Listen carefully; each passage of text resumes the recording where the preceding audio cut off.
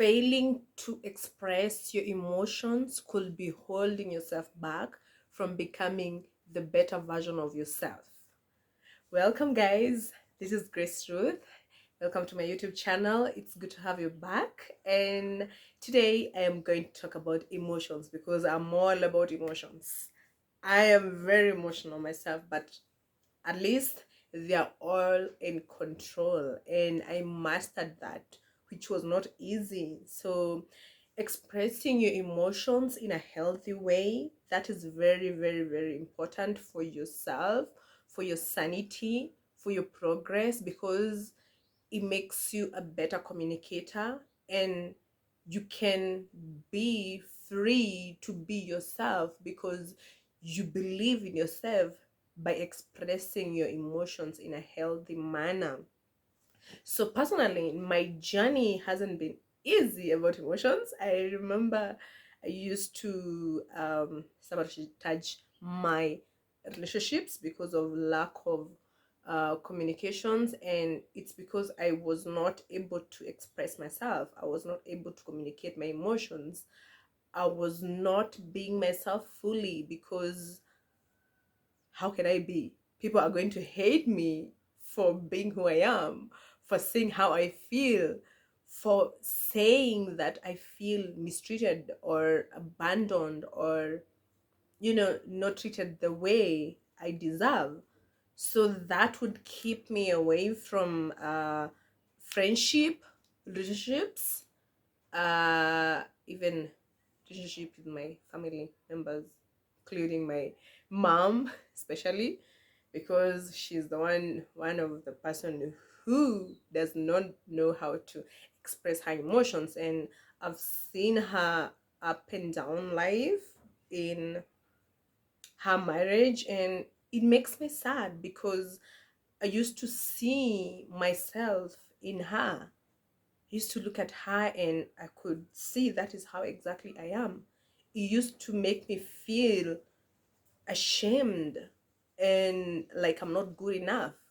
So I had to figure out how to uh, work myself around and become a better person and not mess up and sabotage my future relationships or friendship, you know.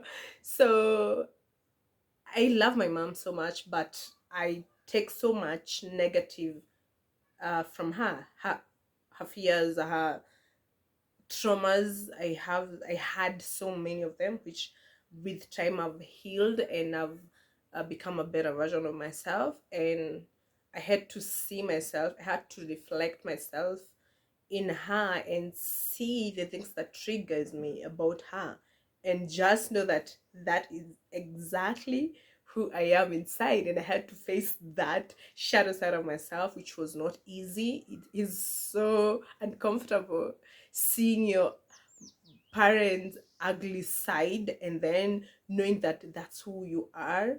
And I see people actually joke about those times a lot, like saying, oh, you know what, if you screwed up, you're like you screwed up like your parents or your guardians, and people don't actually act upon it. People are just okay with being their parents. Yes, we love our parents, we love our guardians, but we just want to carry on with their healthy part of their lives, their healthy patterns that they gave us. But then healthy ones, we have to overcome them. We have to bury them. We have to face them, bury them, and say, it's okay. I love you. You used to be part of me, but you're no longer part of me. So bye bye. You're no longer serving me anymore. So it used to make me feel some type of way, bad. The fact that I was like my mom. I remember this one time there was this app, the old age app, when you how you will look like when you get old, and it looked exactly like my mom. Like that is how my mom will look like.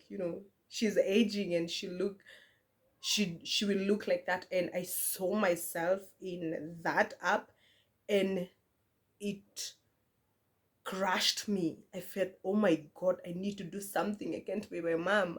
I just want the healthy parts of her. I just don't want the fear. I don't want the guilt, because she has what is it called, chronic fears, chronic guilt, chronic shame. I understand her. And their age, how they were brought up, expressing the emotions of being themselves, they were not part of it. They were just brought up to grow up, have your life, get married, have babies, progress with life, and eventually where everybody goes. So it is so sad. And I wanted to change myself. I felt that I needed to be a better version of myself, because this is not that now. That is not the kind of person that I want to be to my to my children, my future children. That is not the kind of trauma and internal issues that I want to give to my children the way I was given by my parents. So I used to reflect. That was one of the major ways that I was able to reflect my life and heal my traumas and make myself a better person. Yes, I even told my mom. So I'm sharing this and she's very aware. I'm pretty sure some of my sisters doesn't know that I talk to my mom on a deeper level, but I've been a vocal person since I was a kid. So this is not news. This is not something that they're hearing from out of the blues.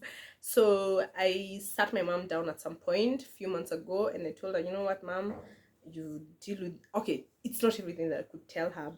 Some of them I could keep to myself because some of them are major and deep. So I told her, you know what, mom, I've realized you gave me this and this and this, and I understand in a very, very what is it called, in a very, very good loving manner. That's how I communicated with my mom. I told her, you know what, mom, I love you so much and I'm so glad that you're my mother and that I am your child, but you gave me everything, your goods and your bads, and this my journey is about erasing the bad and keeping the goods, even making them better. And she was happy about that, and she told me that inspired her, and she's going through her healing journey as well in a way. And she was able to share with me the some of the things about her past as well. She told me like some things like shaming, those chronic shames are from her parents as well and relatives, because it was passed down through the generations, which is so upside. And I mean, the thing right now is to be aware. Don't pass the bad things. Try your best. Be a better version of yourself. So she agreed that, fine, yes, I can see that you're working on yourself. You've been a very, very high spirited kid since you were a kid, very outspoken. You actually, she told me that I taught her some things when I was very little. So I shaped her in a way, and she could see herself in me, that I'm living her dream life, which is very, very good, because at least I'm making her proud in a way, because she was not able to do the things that I'm doing right now, but I am able to do them. So at least she's rest assured that her generation is changing. So that is a good thing. I mean, that is living with purpose. And I'm so glad. And I am also so thankful that I have my mom as a friend as well, that I can be able to speak and talk freely with her.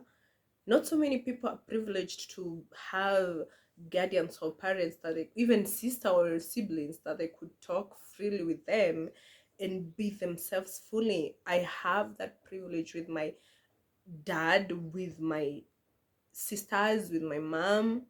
We are growing our nephews and nieces the same way. Communication and expressing yourself, it's okay, it's not a bad thing, which is very good, because I've seen my life, I used to attract so many broken people, so many people with unattended emotions, so many people stuck up in their emotions, and we could just end up in a crash argument, and it was stemming to somewhere, and I wasn't aware of that until I started doing research and studying a lot of psychology, human psychology, emotions, how they work.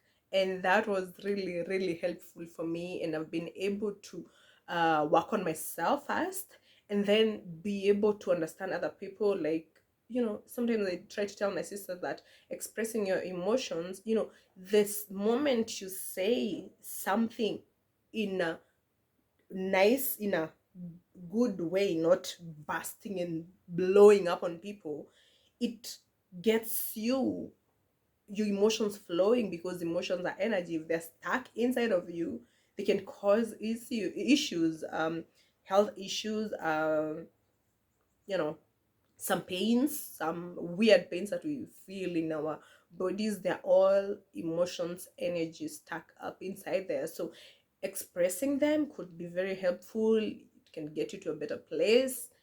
It can keep you healthy, glowing.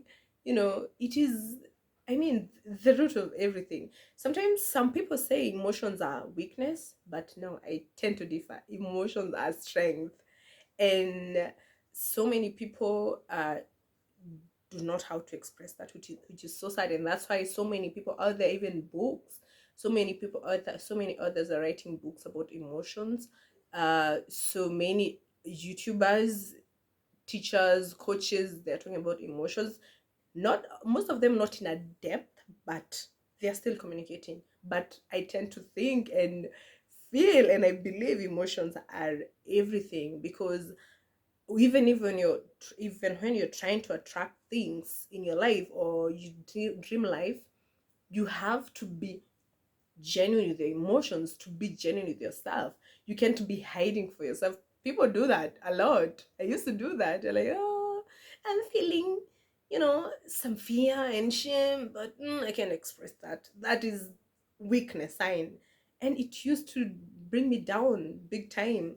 So right now I'm so vocal. I'm so into, let's go to your emotions, let's be vulnerable, let's get to that point. Yeah, let's cry if we have to. And I've been able to do that. And personally, the crying type, if I don't feel okay, if I am going through some emotions, especially when I was in my healing journey, I was a crybaby throughout. I was crying a lot. It was healthy for me. It was getting that energy out. It was getting my energy flowing, and I was feeling great after that. Like, I would just cry for 3 hours, and then after that I'm just laughing and having a blast with myself, because that was good. It was the energy that was stuck up there, it's out, and now I'm fresh and alive again. So it is very important, and I insist on this.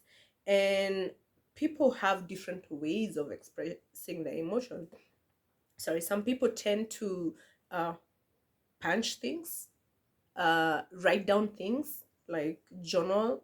Some people cry like me. Some people talk, venting, because although not all the time that you have to vent, though you can vent on writing it down, which is very healthy. Because if you want to vent on someone, well, of course you can pay someone to vent on them.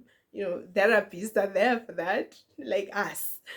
But also, it's not going to help you in so many ways, because you're in that state of, you're waiting the other person to respond or to tell you, oh, that is healthy, or that you should, you're waiting for another person to control you. Why don't you do it in a healthy, safe place by yourself, by just jamming it down, punching a pillow if you have to, you know screaming on a pillow, you know, because you don't want to scare your neighbors or people out there or people in your house, or just write it down and then burn the paper, just flush it down the toilet. That is very good, because you tend to release everything that is stuck up there, the good, the bad, and the ugly, which is very, very important. Otherwise, it's going to be stuck up there, causing you problems, causing you stomach issues, chest issues, Okay, they're two different things, because in most cases people with chest issues, they suffer from love. They feel they're not loved because that is the heart chakra. So but the solar plexus, the stomach, the gut, that's why most of the emotions are held. That's why sometimes when people trigger you, you feel the butterflies in your stomach. It's not every day that they're all about love or crush. Sometimes they're just emotions being triggered.